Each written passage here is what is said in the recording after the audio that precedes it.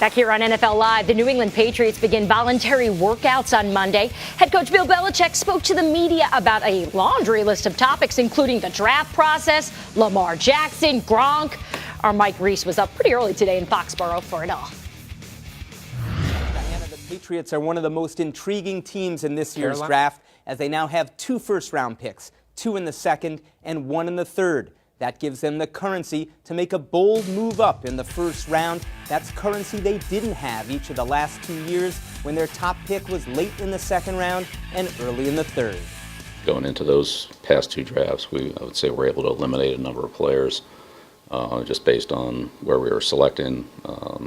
This year is a little bit different than that. We need to know the draft from top to bottom. And potentially, so there's a handful of players that are probably out of reach, but realistically, just about everybody's in play other than a handful of guys. One thing we know about Bill Belichick, he loves to trade on draft day. The Patriots have made 62 draft day trades in Belichick's 18 years, and here's something that might be music to Mel Kiper's ears. Belichick said Friday morning the Patriots conduct mock drafts to help them prepare for the actual draft. Belichick said sometimes it just sparks a conversation. We don't sit around and do it all day, but we do it as an exercise. Diana? Well, practice certainly makes perfect, Mike. Thanks. Tom Brady, he's made it known that he thinks Lamar Jackson is a beast. He said it on Instagram, so, it's absolute truth. Bill Belichick doesn't like Instagram, but does he like Jackson? We like Mel Kiper. He joins the show now. Mel, what are the Patriots' plans with those 2 first-round picks?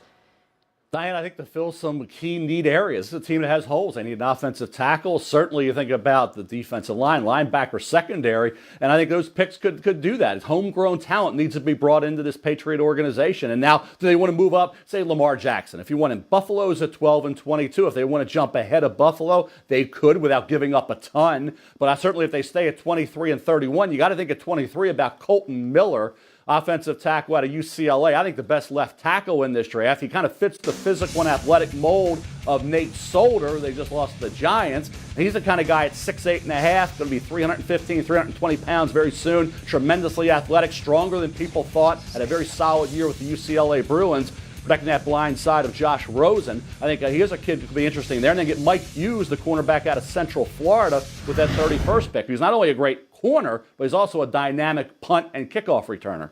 All right, Mel, thanks for that insight. Hang around because we're going to go back to you in just a few minutes. Guys, let's step inside the Verizon film room here. And, Field, I want to start with you. How do the Patriots as a whole, just taking a step back here, how do they approach the draft? Bill Belichick was asked during that press conference this morning about the team's needs. He said, needs? What are draft needs? Because the reality is if you have, let's just say, our biggest need, is left tackle. Then you take a guy at pick 23 that shouldn't be drafted in the first round at all, they can't play. If you can't play, you can't play. And if you can play and you're at the right spot in the draft, then that player should be viable. So the Patriots are a value-based drafting team.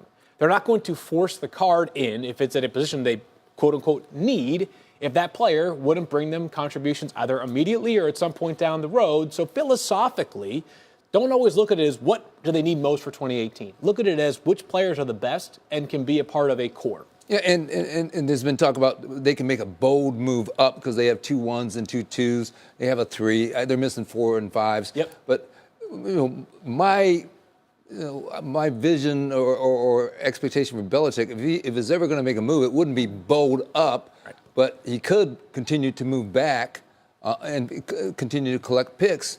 But if there's the right player there, obviously at 23, or somebody who's sliding they like, yeah, I can see him moving up a couple spots. Sure. And both of your points are well taken. That this is the most complete, when you think about what Bill Belichick does to complete his roster, he does a fantastic job. If he needs it from free agency, he's going to find it in free agency. If he needs it from the draft, he's going to find it in the draft. But he will work many different avenues, trades, you name it. He's going to find the pieces and parts once he sees his team in a holistic way. Hey, what do we have? What can we do? But I think he does a fantastic job of understanding his grades from the draft. Every time you look at that, they're always C's, B's. I mean, they're never, oh, he blew it out. But it doesn't matter because it fits what he wants. And to your point, don't go stretch for a guy who you don't think can complement your football team, irrespective of what everybody else thinks that he can do. Like, what do you think he can do? If he's going to be a player that can play for you, you'll get him whenever you can. If not, move on and trade down. By the way, all teams conduct mock drafts, believe it or not. Yeah, they all practice do that exercise, yeah. But they don't make them public like Mel and Todd and all those other guys have to do it.